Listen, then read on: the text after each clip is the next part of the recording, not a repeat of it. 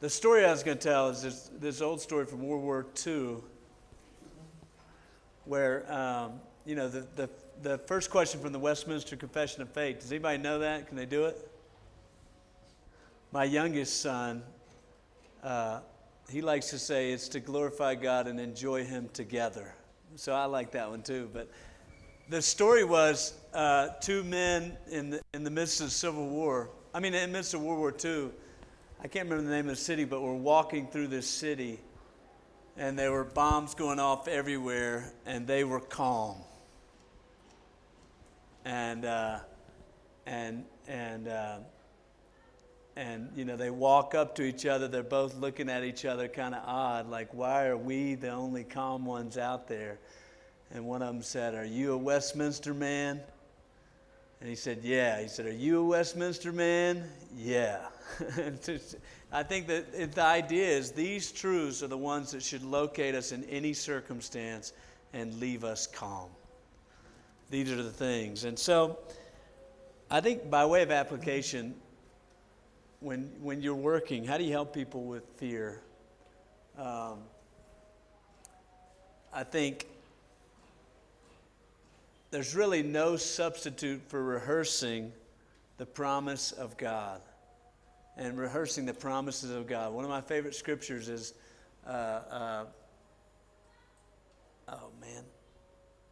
when my anxious thought, I can't remember what translation this is.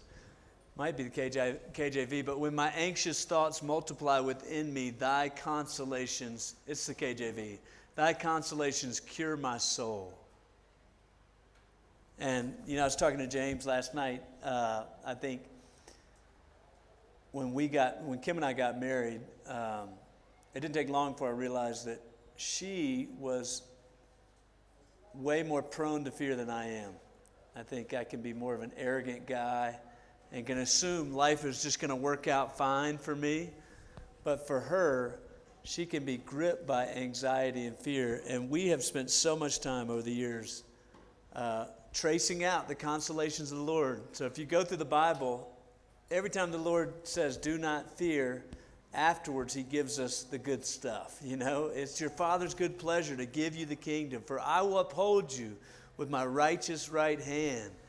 "Oh, fear not, be not dismayed. I will strengthen you. I'll protect you. I'll guide you." He gives us all these wonderful promises. And the best thing that we can do to people in the midst of fear and responding to this trap of fear is to get them meditating on the promises of God. Because really it's only like in pushing out their fear and calling them to fear the Lord more that is going to make all the difference. I think I'd also say, I think as you interact with people, we need to remember that just some people are more given to fear. David Pallison in the States, but also in a lot of biblical counseling, he's been incredibly innovative and incredibly important. And one thing he says is people tend to have characteristic flesh. And what he means by that is, we all have the flesh, and what he means by that is not the body, but the sin nature. We're not in the dominion of sin, but have the presence of sin. But the way it works in people is that people tend to have characteristic flesh. And so you're going to have people that are more prone to fear, or people that are more prone to kind of confidence. And their flesh, their confidence is just fleshly confidence, so it's not any better. But I think learning that, and that's some of the things you'll find in counseling, is that people can live in those places some degree because of the way they've been made, because of the result of things done to them. So, you'll hear of kids being rescued from an orphanage or something like that, and being fearful of not being able to have a meal. And so before they can even have words, they live their life in so much fear. So it can be the result of just kind of their personality, their result of circumstances, the consequences of sin. But that's one of the things we want to watch out for. All right, let's turn to Psalm 73. Maybe so I don't hear myself talk again. Can somebody read Psalm 73 for us? And one of the things that happens in suffering is the sin of envy. And I know we don't often think about the sin of envy in great detail, and yet as we'll go through, I think you'll see the effects of envy is something we deal with all the time. And that's what's going on with the psalmist. He said, truly, things were good, or God is good to Israel, but as for me, my feet had almost slipped, and he tells us a story. I just want to break this out, and I think it'll help us understand how envy becomes this trap. One, envy struggles when others receive good things from God that you are not receiving. The psalmist knows that God is good, but he nearly slips when he sees good things happening to other people. Even bad people, he says here. He looks back and tells the story of what happened. He sees the wicked progressing. Look at verse 4. He says, they have no pangs, like no difficulties. Verse 4, they're fat and sleek, you know. Back in the day when it just showed that you were prosperous. That's what it was after, you know. They said they have no trouble, verse 5, like the rest of mankind. Yet they're wicked. Look at verse 6, said that pride is their necklace. They're not just wicked behind the scenes. They're wicked out front of everybody. It's out there all to see. They boast. They're the guys that are walking down the street doing things that oppose God, and yet good things keep coming to them. Probably the most blunt sentence he says in verse 12, behold, these are the wicked, always at ease, they increase in riches. You know, we can all probably put into our category people that we tend to think are that way and the way it is in this world. These are the wicked, always at ease, they increase in riches. And so he nearly slips when he sees good things happening to others. Yeah, I think that's one of the things that happens in suffering is not merely like something takes over that controls your meditation, but something takes over your life that when you begin to look around you, you get angry. You're looking around with the other people around you. I mean, oftentimes, you know, like we wouldn't struggle living in the apartment building here, you know, doing life here. But if Betty had gotten a house down the street over there, and she had a garden, and she had like 4 levels all to herself, when she invites us over for a big house party, you know, we might be tempted to rub a little dirt in the carpet or something like that, you know? But, I mean, that's the way it is. Like, we can enjoy our life, and we can be walking through life with our friends, but then when suddenly something really good happens to our friend, our hearts can be revealed. And that's what happens. That's the temptation that happens in suffering. So you find, like, what's our couple's name? Jim and Nancy. It's like the most American, basic American name. You know, they lose a child. They don't, like, think about their child as they're making breakfast.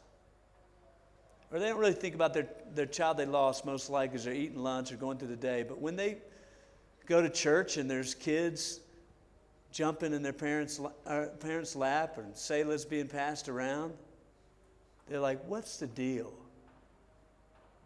You know, why is James and Catherine able to make babies so easily and we're not? Why does it happen to them? You know, I mean, I think the same thing goes on. You know, like for me, my kids, there was a time I had a truck.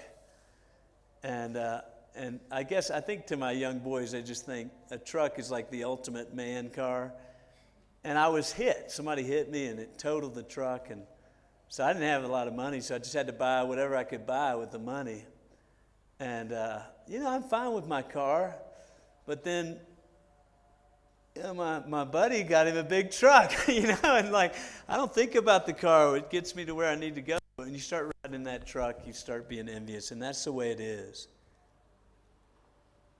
Secondly, envy assumes good things for God are payments to receive good things from Him. That's some of what comes on here. The psalmist is not merely troubled because he sees good things happening to others, but because he questions why the same good things aren't coming to him. Look in verse 11. He immediately goes to that legal frame of mind. Behold, these are the wicked, always at ease. Actually, not verse 11. Verse 13. All in vain have I kept my heart clean and washed my hands in innocent. For all day long I've been stricken and rebuked by God. All of it's in vain. So see, what's going on is what happens with envy, and you're seeing Biddy in her nice big old house over there living the good life. Envy's all about fairness. You're like, she didn't come to the prayer meeting on Sunday or something.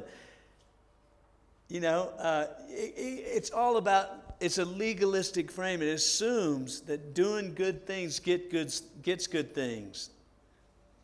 And envy assumes that doing good things for God are payments to receive good things from Him. Like we talked about this several times, but it's just ingrained in who we are.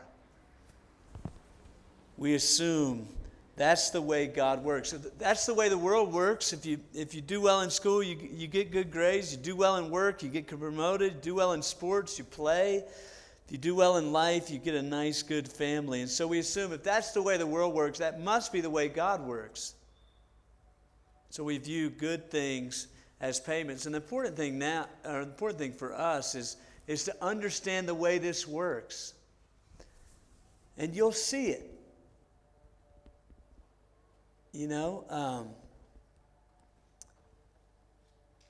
I remember there's a family in my parents' church. And we grew up and essentially, like, I remember the mom saying something like, I prayed and did all that I could to be a good mom, teaching my son everything about God. I trained him up in the way he should go. But now he's 30 years old and he's not doing that. And I'm done with God. That's what happens. You know, or I've worked so hard to keep my heart pure, to prepare my heart for a spouse or something like that. And man, it's been this long and I'm through with the Lord. The point is, envy brings in bad spiritual math. Bad spiritual math. Trying to essentially say, if I do these things, God will give me these things. And that's the way it works. And so, in the end, point 3, envy views obedience to God as pointless. All in vain. Because he views his obedience to God as payments to God, when he realizes they don't give him what he wants, then they're pointless. All of it's in vain. That's Solomon's word. It's pointless, it's fruitless. Worse than that, look in verse 14. He says, all in vain have I kept my heart clean and washed my hands in innocent, for all day long I've been stricken. Not only has it not given me what I wanted, it's made things worse.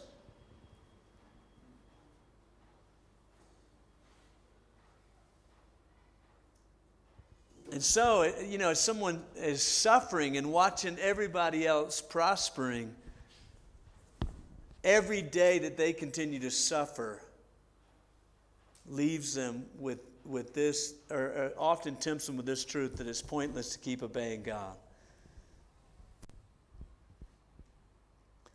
He's watching others enjoy the blessing that he thinks he deserves. Envy doesn't have a theology for suffering. And so, I mean, unlike what we talked about with the command at the end of Ecclesiastes, in the face of the brokenness of this world, the fact that type of spiritual math never works out, envy rejects God's commands and rejects the fear of God. Point 4, envy is wearisome, and this is where he goes next. Verse 16, but when I thought how to understand this, it seemed to me a wearisome task. Envy's wearisome because you believe you're not getting what you deserve, because you believe you're the victim of injustice. And it's hard not to think about this without becoming angry and bitter. Your suffering becomes all the more unbearable when your continued suffering becomes the proof that you're wrong. You've been wronged.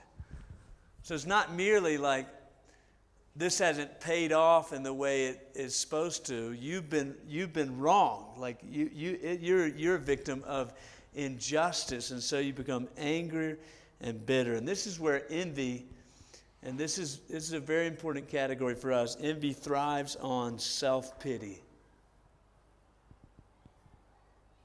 Envy thrives on kind of a licking the wounds, feeling sorry for yourself, pouting type of attitude. It's not merely like looking over the fence and seeing, man, they have a great life, they have a great marriage, they have a great family, they have a great job, they have whatever. It's the self-pity of convincing yourself you're not getting what you deserve. You're being wronged, and therefore licking your wound. William Farley, in this wonderful little essay, says, the roots of self-pity are pride in action. It is the propensity to feel sorry for yourself because you're not getting what you think you deserve. Self-pity assumes you deserve good treatment from God and other people. At heart, self-pity expresses the idolatry of me, me, me. It demands center stage. It seeks to be worshiped, and it dethrones God. Self-pity is pride in action. It's so helpful to see. No wonder it's a wearisome task, because idolatry is a slavish task. There is no more ruthless master than an idol.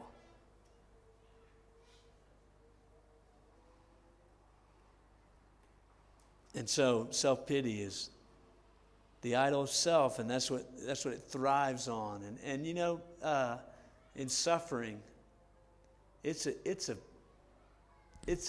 razor's edge. You know what I mean by that?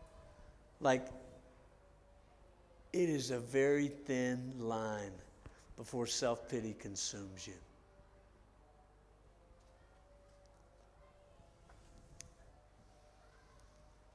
Sure, we'll talk more as we go. But 5, envy ignores the fleeting promises of God. After the psalmist enters the sanctuary, he realizes how fleeting all the comforts of the wicked are. Look at verse 18. Truly, you've set them in slippery places. You make them fall to ruin. How they're destroyed in a moment, swept away. Like a dream, you rouse them. You despise them as phantoms. So he's thinking, man, they got everything going well for them. It's fixed, it's set, it's rolling. But what he's realized, he's failed to live before the Lord who's eternal. And so envy ignores the fleeting nature of earthly comfort. All the comfort, ease, excess, arrogance, and riches do not last. They fly away. They disappear. They're phantoms. They're gone. They're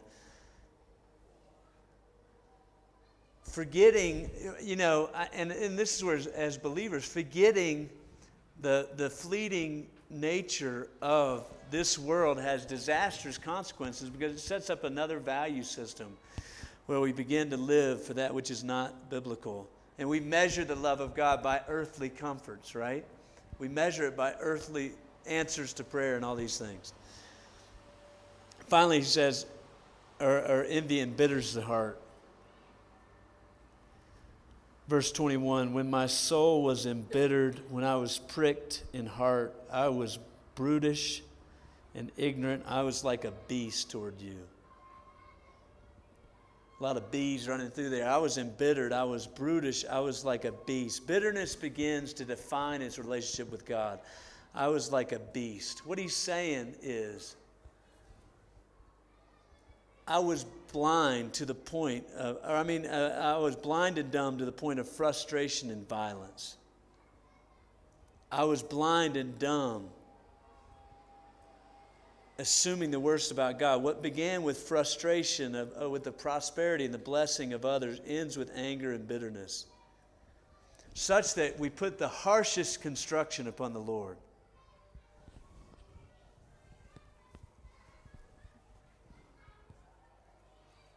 Assume the worst of them. A couple of years ago, we were at a football game in the States. That's where you throw a little, you don't kick a football, just in case y'all are wondering. But actually you do on kickoffs and field goals. But American football, we were at a football game with our family not too long ago, a couple of years ago. And we had kind of like saved up just enough money to get into the game. And I told my wife, like, hey, we're bringing our water in. We're not doing snacks, because once you start doing snacks, it costs a lot of money. And we decided to get the kids just popcorn. So I told my wife, I want you to go get one thing of popcorn. And this is an example of how I'm a brute. But she went back up there and got a thing of popcorn. And then when she was coming down, she had 2 things of popcorn. And I was like, what in the world?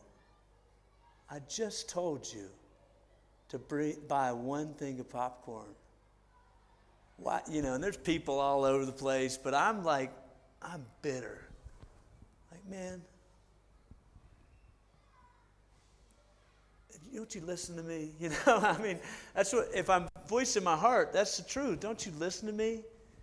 I'm called to lead here or whatever. Well, she got down to the seats, and guess what? She had 2 things popcorn. One of them was empty. It was so that she could pour in half into one container and half into the other to share with the kids. I was humiliated. Thankfully, I didn't say anything. I repented because thankfully, it's probably just because it's so loud I didn't say anything, but that's what bitterness does. Man, it puts the harshest construction on other people, but the harshest construction on the Lord.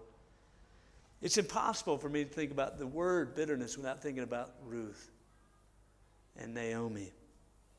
Naomi loses her husband and both of her sons. She returns to Bethlehem. She says, no longer call me Naomi, which means blessed. Call me Ruth, which means bitter. She's bitter. She's blind and dumb to the consideration that God might work good for her. And that's where envy goes. It paints you into your own corner. It's the corner of your own making. Often it can lead to a despair in which we no longer believe almost in anything. Most seriously, envy forgets eternity. And that's where he picks up, nevertheless, I'm continually with you. You hold my right hand. You guide me with your counsel, and afterwards you receive me to glory. Whom have I in heaven but you? There's nothing on earth I desire besides you. My heart and flesh may fail, but God is the strength of my portion and my heart forever. I don't know about you, but man, these verses have done so much to me over the years. Just that getting into those scenarios where you have been a brute, you've been blind and dumb, concluded the Lord is done. Nevertheless, I'm continually with you. And so envy forgets many things, but most importantly, it forgets an eternity where God will make everything right and right every wrong. So how do we help people in these moments?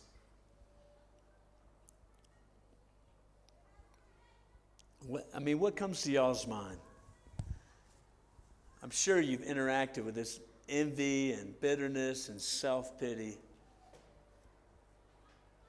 What are the things that are valuable and helpful in those moments?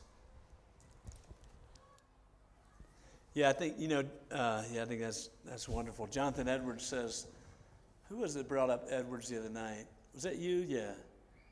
But talking about Edwards' sermon, he has it. I think it's Heaven is a World of Love. Have y'all read that sermon before? Nobody's shaking their head. It's a fabulous sermon. In fact, Crossway I think y'all have one of those books back there. They just republished a number of these old sermons in like these small little 5x5 type books. But he says in heaven, we'll finally be able to rejoice at the blessings of others without any temptation of the heart. And so I think one way is to really work hard to rejoice with others in the church.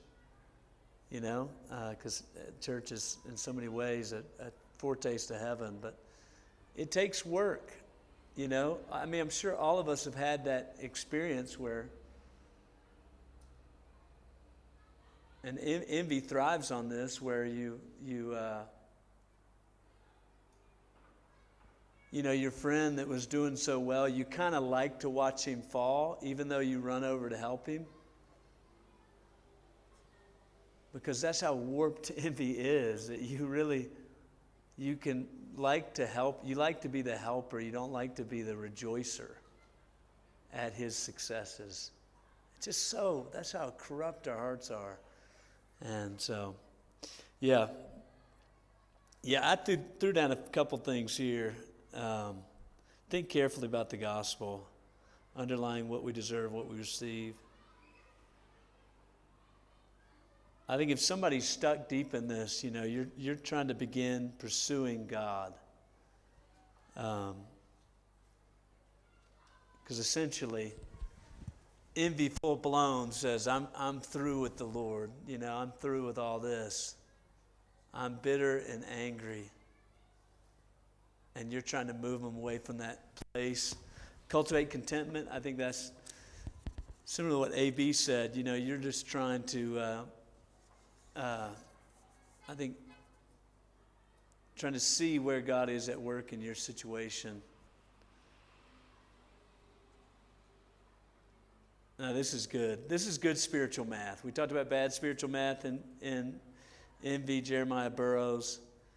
A Christian comes to contentment not so much by way of addition as by way of subtraction. Not by adding more to his condition, but rather by subtracting from his desires so as to make his desires and his circumstances even and equal. How many of you guys have read The Rare Jewel of Christian Contentment? Have y'all read that? CJ says this is the best book written by any Puritan. I just would strongly urge you to read it. If you saw mine, it's just every page is dog-eared. It fans out like that because it's just such a powerful book at cultivating contentment. And then cultivating gratefulness, that little thing. One of my goals this year was I don't make it every day, I don't want to lie, but to write down 3 things I'm grateful for, because I'm terrible at this. And it helps me enter the day filled with joy and aware of how God has not been giving me what I deserve each day.